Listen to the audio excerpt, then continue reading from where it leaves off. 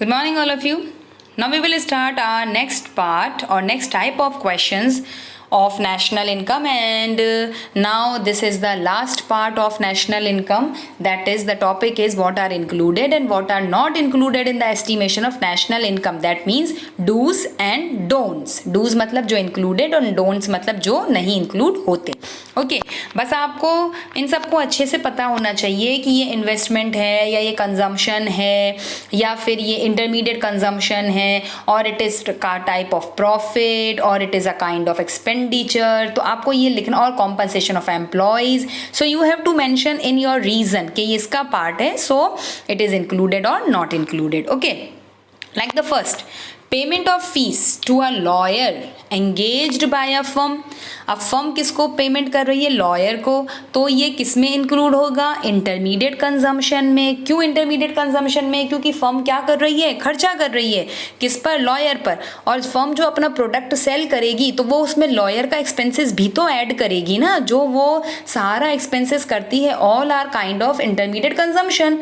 तो वो लॉयर का खर्चा भी तो उसमें इंक्लूड करेगी, तभी उसके प्रोडक्ट में वो ऐड हो जाता है. So it is a kind of intermediate consumption, and intermediate consumption is not included in the estimation of national income. तो जो भी ऐसे फर्म चाहे लॉयर का खर्चा करे, इलेक्ट्रिसिटी बिल का पेमेंट करे, रेंट का पेमेंट करे, so all are included as a part of intermediate consumption. Now the next is rent free house to an employee by an employer. कौन दे रहा है? एम्प्लॉयर दे रहा है. किसको दे रहा है? एम्प्लॉई को दे रहा है. So it is a part of compensation of employees. आता है ना, किसमें आता है? कॉम्पनसेशन ऑफ एम्प्लॉयज के कौन कौन से पार्ट्स होते हैं? Wages and salaries, payment in kind, social security schemes, pension, उसमें आते हैं. सो payment in kind that is HR है, उसमें आता है. So it is a part of compensation of employees, thus it is included. Now the third is purchases by foreign tourist. अब अगर foreign tourist हमारे डोमेस्टिक प्रोडक्ट को purchase कर रहे हैं तो वो क्या कर रहे हैं? एक्सपेंडिचर कर रहे हैं. हमारा प्रोडक्ट क्या हो रहा है? वो लेकर जाएगा, दैट मीन्स एक्सपोर्ट हो रहा है. So it is a part of expenditure, and expenditure definitely is included in the estimation of national income. ये क्या हो गया? एक्सपोर्ट्स. ठीक है, और एक्सपोर्ट्स हम यूज करते हैं. सो आपको बस यही पता लगाना है कि हम किस किस को कौन कौन से पार्ट्स में हम इनको इंक्लूड करेंगे. Now the next is giving reason. अब ये डोमेस्टिक की बात है, तो डोमेस्टिक वाला क्वेश्चन हम पहले बाद में करते हैं. पहले हम थोड़े से नेशनल के ही क्वेश्चन करते हैं. Third next question, how should the following be treated in the estimation of national income. Again the same thing कि उसको हम नेशनल इनकम में कैसे यूज करेंगे, मतलब इंक्लूडेड और not. Now the first, taking care of aged parents. Taking care of aged parents. If it is a domestic care through personal services of which valuation is not possible. बताओ, क्या आप अगर अपने parent का आज ध्यान रखोगे तो क्या हम उसकी कोई वैल्यू काउंट कर सकते हैं? नहीं, because it is not possible.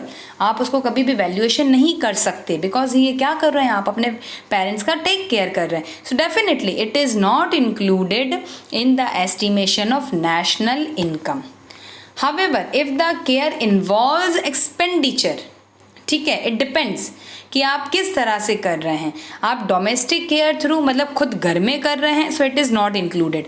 But if the care involves expenditure, but आपने नर्स हायर कर दिया या फिर आपने उनके लिए कोई अलग से सर्वेंट रख लिया, then that means you are doing expenditure. तो आप एक्सपेंडिचर कर रहे हैं, then it is included as a part of final private final consumption expenditure. Okay, so इसका आंसर दोनों ही वे में हम कर सकते हैं. Okay, then the next is salaries paid to non-resident Indians working in Indian Embassy in America. Embassy किसकी है? India की.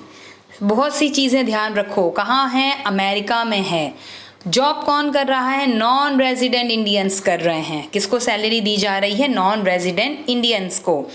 कौन दे रहा है? इंडियन एम्बेसी दे रहा है. कहाँ है इंडियन एम्बेसी? अमेरिका में है. अब बताओ इंक्लूड होगा या नहीं होगा? होगा या नहीं होगा? डेफिनेटली हम NFIA में क्या लिखते हैं, factor income from abroad and factor income to abroad, यही होता है ना NFIA। सो जब भी हमारी एम्बेसी की बात होती है तो वो इंक्लूड होता ही है, इंडियन एम्बेसी हो चाहे वो कहीं पर भी हो, वो इंक्लूड होता है। बट पॉजिटिव इंक्लूड होता है या नेगेटिव कंपोनेंट इंक्लूड होता है, डिपेंड्स। अब देखो एम्बेसी किसकी है, इंडियन एम्बेसी है, कहाँ पर है, अमेरिका में है। हम किसको, मतलब इंडियन एम्बेसी किसको पे कर रही है, नॉन रेजिडेंट इंडियंस, ठीक है, मतलब नॉन रेजिडेंट इंडियंस जो इंडियंस नहीं है हम उनको पे कर रहे हैं। That means that is factor income to abroad, ठीक है, हमारी जेब से पैसा कहाँ जा रहा है, अब्रॉड में। So it is a kind of factor income to abroad. So हम पैसा दे रहे हैं, so it is a negative component. आई बात समझ में? So it is factor income to abroad.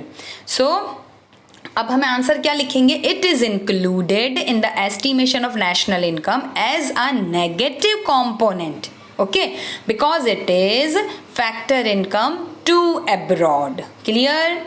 ठीक है, सो रिमेंबर दिस कि हमारी एम्बेसी है तो it is included as positive और नेगेटिव कंपोनेंट। अगर हमारे इंडिया में पैसा आ रहा है तो पॉजिटिव कंपोनेंट, और इंडिया से पैसा जा रहा है then negative component. Now the next is expenditure on providing police services by the government. कौन प्रोवाइड कर रहा है, एक्सपेंडिचर कर रहा है गवर्नमेंट। किस पर एक्सपेंडिचर कर रहा है, पुलिस सर्विस पर एक्सपेंडिचर कर रहा है। So it is a part of government final consumption expenditure. ये हो गया ना government final consumption expenditure. So it is included in the estimation of national income. Clear all of you? Now this question, how should the following be treated while estimating national income? Again the same thing, either included or not included. Now the first is bonus paid to employees. Again, bonus paid to employees. So it is a part of compensation of employees. So it is included in the estimation of national income. Addition to stocks during a year. Addition to stocks किसका part है ये, किसका part है ये, change in stock is a part of investment expenditure, closing stock and opening stock, ठीक है। तो किस पे डिपेंड करता है, इन्वेस्टमेंट एक्सपेंडिचर पे। एडिशन टू स्टॉक, स्टॉक में कितना चेंज आया ड्यू टू इन्वेस्टमेंट एक्सपेंडिचर। और whenever we do any investment then definitely it is included in the estimation of national income. Now the next is purchase of taxi by a taxi driver. Taxi driver ने क्या किया, purchase की taxi, तो उसने क्या किया है, investment done by the taxi driver. Why, वो उसका इन्वेस्टमेंट है और इस इन्वेस्टमेंट की बेसिस पर व्हाट ही गेट्स इनकम, उसको इनकम मिलेगी ना, तो इनकम जनरेट हो रही है। So definitely it is included in the estimation of national income. Clear? Now the next one, again giving reasons, explain how should the following be treated in estimation of national income. Now first, expenditure by a firm on payment of fees to a chartered accountant. अभी ऊपर हो गया, lawyer को fee pay किया as a part of intermediate consumption, तो chartered accountant को fee pay किया तो ये भी तो as a part of intermediate consumption हो गया ना। So it is not a final expenditure, ठीक है। So again it is not included in the estimation of national income. Now the next is payment of corporate tax by a firm. अब corporate tax by a firm, ठीक है, it is paid out of income. Transfer payment, ये transfer payment है ना, because corporate tax is a part of profit. Payment of corporate tax by a firm, it should not be included in the estimation because it is a transfer payment. It is paid out of income. It is not separately added. अब देखो समझो, because it is a part of किसका, profit, and profit is added in the estimation of national income. So if profit is added in the estimation of national income, so corporate tax is again not separately included. It is already included. Okay. तो दोनों तरीके से answer इसका हम लिख सकते हैं, because it is a part of profit, so it is not separately included in the estimation of national income. Then purchase of refrigerator by a firm for own use. अब किसने परचेज किया है refrigerator? Firm ने purchase किया है, not by household. अगर household purchase करता है then for their personal consumption, then वो इंक्लूड नहीं होता है। But purchase of refrigerator by a firm, और फर्म ने क्या किया? इन्वेस्टमेंट एक्सपेंडिचर किया है, so definitely it is included in the estimation of national income, because it is investment expenditure. Firm कर रही है ना, सो इट इज इन्वेस्टमेंट जो उसके पास हमेशा रहेगा, तो that is purchase of refrigerator. वो उसका क्या है? कैपिटल फॉर्मेशन है ना, तो इस तरह से सेवरल ईयर्स तक वो उसका यूज करेंगे, ठीक है, रिपीटेडली यूज करेंगे, तो इस तरह से because it is investment expenditure, so it is included in the estimation of national income. Now the next is again payment of interest by a firm to a bank. किसने payment किया interest का? ये तीनों question में please just be careful. Payment of interest किसने किया है? Firm ने किया। किसको किया? बैंक को किया। क्यों किया? क्यों किया फर्म ने पेमेंट ऑफ इंटरेस्ट? बिकॉज उसने कभी ना कभी बैंक से क्या लिया होगा? लोन लिया होगा, borrow money from bank. Firm ने क्यों बोरो किया? For investment, for production purpose. और अगर फर्म प्रोडक्शन पर्पस कर रही है, फर्म इन्वेस्टमेंट कर रही है, so definitely it is included in the estimation of national income. Now the second, अब सेकेंड समझो। Payment of interest by a bank, bank कर रहा है interest payment to an individual. If I have an account in bank, तो आप लोगों को पता होगा कि जो भी सेविंग अकाउंट होते हैं तो बैंक उस पर ईयरली रेट ऑफ इंटरेस्ट के बेसिस पर हमें इंटरेस्ट पेमेंट करती है। 4% है, तो आपने अगर 100 रुपये डिपॉजिट करवाए तो आपको 1 साल के बाद वो 104 रुपये हो जाएंगे। क्यों करती है फर्म आपको इंटरेस्ट पेमेंट? क्यों करती है फर्म? वो इसलिए करती है कि जो हम डिपॉजिट करते हैं फर्म बैंक उसी से तो फर्म को लोन देती है, नहीं तो बैंक पैसा कहाँ से लाएगा? जो हमारा डिपॉजिट होता है, जो लोग डिपॉजिट करवाते हैं, इंडिविजुअल डिपॉजिट करवाता है, उसी पैसों से बैंक फर्म्स को लोन देती हैं। जब फर्म को लोन देता है तो फर्म इंटरेस्ट पेमेंट करता है बैंक को, और बैंक उससे कुछ शेयर हमें भी देता है, क्योंकि बैंक उसी के थ्रू तो क्या कर रहा है? अर्न कर रहा है। ठीक है, तो ये पूरा प्रोसेस है। ठीक है, तो अगर बैंक इंटरेस्ट पेमेंट कर रहा है इंडिविजुअल को, तो क्यों कर रहा है? क्यों? बिकॉज इंडिविजुअल का पैसा जो सेविंग है वो किसके लिए यूज हो रहा है? प्रोडक्टिव पर्पस के लिए। प्रोडक्टिव पर्पस के लिए यूज हो रहा है, that's why it is included in the estimation of national income. क्योंकि फर्म ने, बैंक ने किससे पैसा लिया? इंडिविजुअल जो डिपॉजिट करवाते हैं, और उसका पैसा बैंक किसको देती है? फर्म्स को, फॉर प्रोडक्शन प्रोसेस। ओके, अब तीसरा समझो। Payment of interest by an individual to a bank. अब इंडिविजुअल बैंक को पेमेंट कर रहा है, इंटरेस्ट पेमेंट कर रहा है। अगेन इंडिविजुअल बैंक को इंटरेस्ट पेमेंट क्यों कर रहा है? Because he borrows money from the bank. अब इंडिविजुअल ने बैंक से क्यों बोरो किया था? बिकॉज ऑफ, क्यों किया था इंडिविजुअल ने? Because of consumption purpose. उसने तो किसके लिए किया था? फॉर सेल्फ कंजम्पशन या कंजम्पशन पर्पस के लिए किया था। और जब भी कंजम्पशन पर्पस होता है तो उससे इकोनॉमी में कोई इनकम जनरेट नहीं होती है। सो बस उसने परचेज किया, हो सकता है उसने पार्टी दी हो सकता है उसने यूं ही कोई अपने खुद के सेल्फ खर्चे के लिए कोई ऐसा एक्सपेंडिचर किया हो, so that is for his consumption purpose.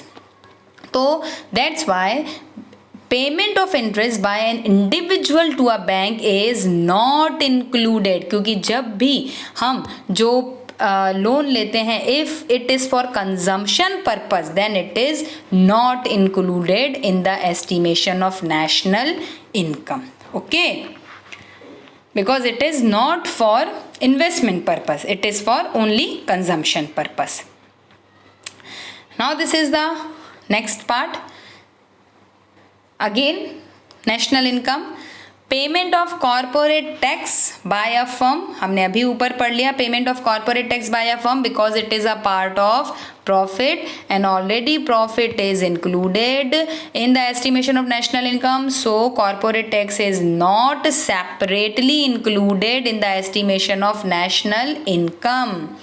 Purchase of machinery by a factory for own use, अब बताओ मशीनरी अगर परचेज की है फर्म ने तो वो क्या कहलाएगा उसका investment expenditure and it is included.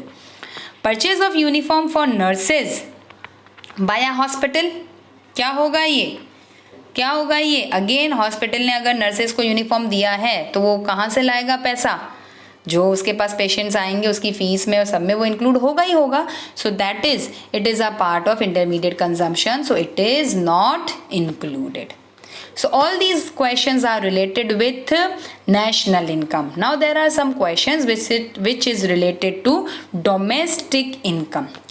National income is a vast concept. National income में बहुत सी चीज़ें हम इजीली इंक्लूड कर लेते हैं, but when we talk about domestic income तो उसमें थोड़ा से अप्स एंड डाउन्स होते हैं because it is a narrow concept, और जो नेशनल इनकम है it is a vast concept. Okay, so you first learn all the included and not included in the estimation of national income.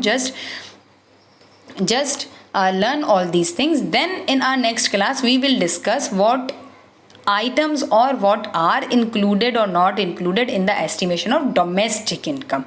Okay, so thank you all of you, have a nice day.